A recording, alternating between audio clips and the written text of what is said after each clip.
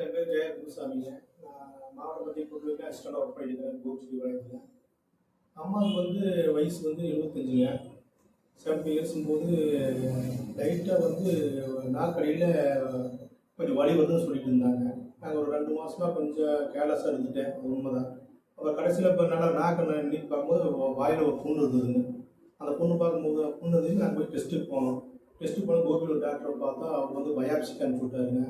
அது போயிட்டு ஒரு வாரம் கழித்து எனக்கு கேன்சருக்கு முன்னாள் ஸ்டேஜ் அப்படின்னு சொன்னாப்பிங்க. கேன்சர் முன்னாள் ஸ்டேஜ்னு எங்களுக்கு ரொம்ப தலையடியாக என்னமோ ஆகிப்போச்சு. ஏன்னா அம்மாவுக்கு இந்த மாதிரி ஒரு கேன்சர் இருக்குது, நம்ம எப்படி போய் சீர்விட போகிறோம், யாரை பார்க்க போகிறோம், எந்த டாக்டர் நமக்கு ஹெல்ப் பண்ண போகிறாங்க நம்மளுக்கு அப்படின்ட்டு கொஞ்சம் எனக்கு ஃபேமிலி கூட அதிர்ச்சியாக இருந்தது. சரி இருந்தாலும் நம்ம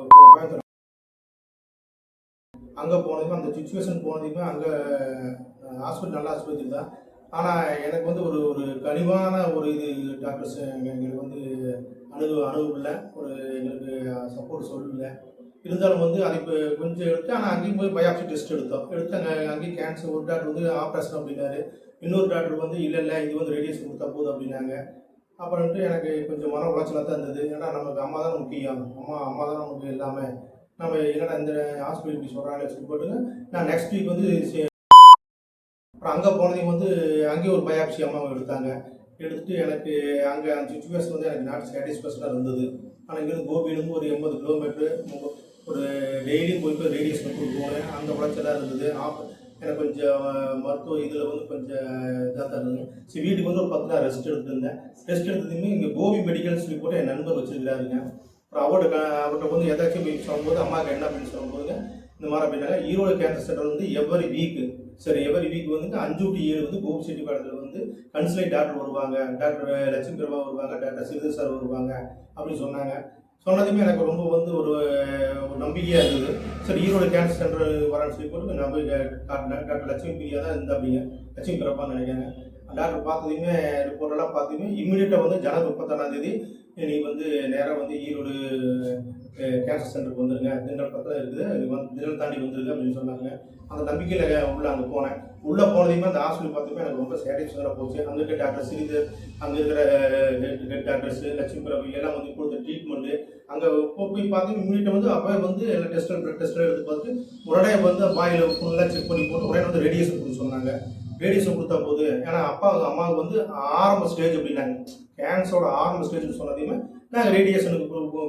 ஆனால் அங்கே விளைவியோ இந்த இது அங்கே இருக்கிற ஒரு மேனேஜர்ஸ், அதாவது இந்த நான் ஸ்டாப் சொன்னாங்க, சார் இங்கே இருக்கிற தமிழ்நாட்டிலே இந்த ஏரியாக்குள்ள இதுதான் ஹையஸ்ட் ரேடியேஷன் மிஷின் இருக்குது, கிட்டத்தட்ட அது ஒரு 20 கோடி ரூபா மிஷின் வருது, அது சாதாரண விஷயமே, இது விட்டா நீங்கள் சென்னை அப்போ தான் போக முடியும் அப்படின்னு சொன்னாங்க. எனக்கு ரொம்ப சாட்டிஸ்ஃபேக்ஷனாக போச்சுங்க.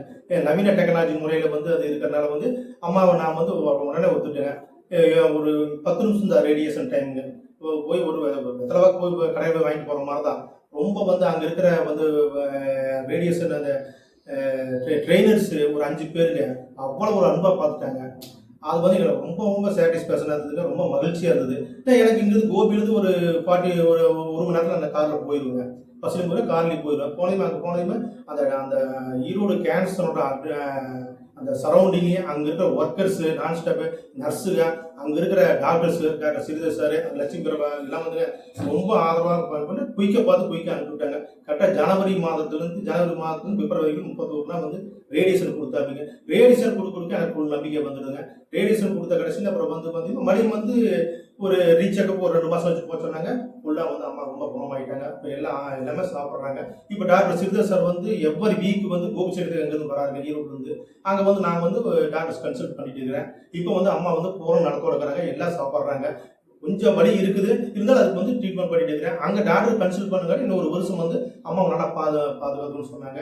அதனால எங்கள் அம்மா மீட் கொடுத்துருக்குறாங்க. அந்த கேன்சர் இப்போ ஏற்பட்ட கேன்சர் நிறைய பேர் பயப்படுத்தினாங்க. ஏன் இந்த வயசாச்சு, ஏன் இது போய் ட்ரீட்மெண்ட் எடுக்கிறேன், அம்மா அப்படியே கை விட்டுரு அப்படின்னு சொன்னாங்க. நான் ஒத்துக்கவே இல்லை. ஆனால் ஒத்துக்கலைன்னா நானும் கூட கை விட்டுலாங்கிற ஒரு ஸ்டேஜில் எனக்கு ஒரு குற்ற மனப்பான்மை இருந்தது.